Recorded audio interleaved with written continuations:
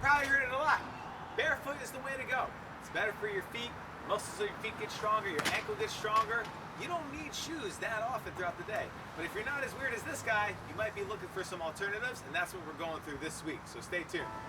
Now when it comes to resistance training, or physical activity such as resistance training, we're a huge fan of minimalistic footwear, which means we love barefoot training. But if your gym's not as cool as ours and they're all no shoes, no service, minimalistic shoes such as a Converse or even like a New Balance that got a zero drop in the foot is great because it keeps your heels grounded to the floor. You can really feel the floor when you're training, and that's going to lead to strength in the ankles, strength in the feet, and just a congruent fixture of the hip, knee, and ankle all being locked together so you train all the muscles of the leg appropriately.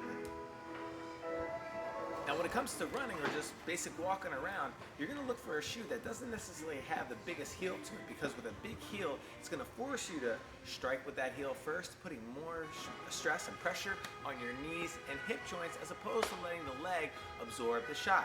You want a shoe with a minimal heel drop to it with some cushion and support that can teach you how to absorb through the middle of the foot. So whether you're going out for a run or just walking around casually on some trails, make sure your shoe can move along with you.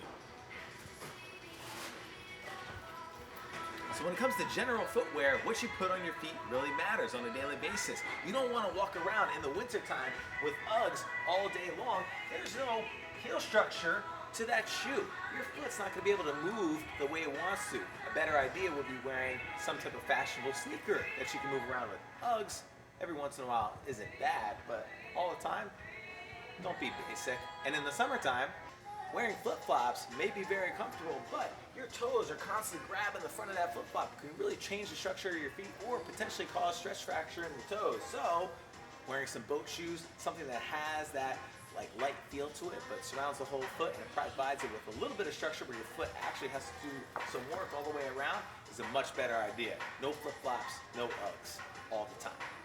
These are definitely too big. Now when it comes to dress attire, sorry ladies, but these heels are terrible for your feet. If you gotta wear them once in a while, like to a special occasion, we totally get it. But wearing them on a daily basis is killing your feet. And bad feet means bad knees, bad hips, and bad lower back. Take care of your feet and they'll take care of you. And for our guys, we highly recommend walking around in sneakers for most of the time, and then when you get to the office or have to go to work, then throwing on the dress shoes that you gotta be in all day. Now, if you absolutely insist on wearing dress shoes more frequently, then do yourself a favor and throw an athletic sole on the inside. That way it absorbs all the shock and you're much more comfortable throughout the day. Protect the knees, protect the hips, get more athletic footwear. Nice. Stop.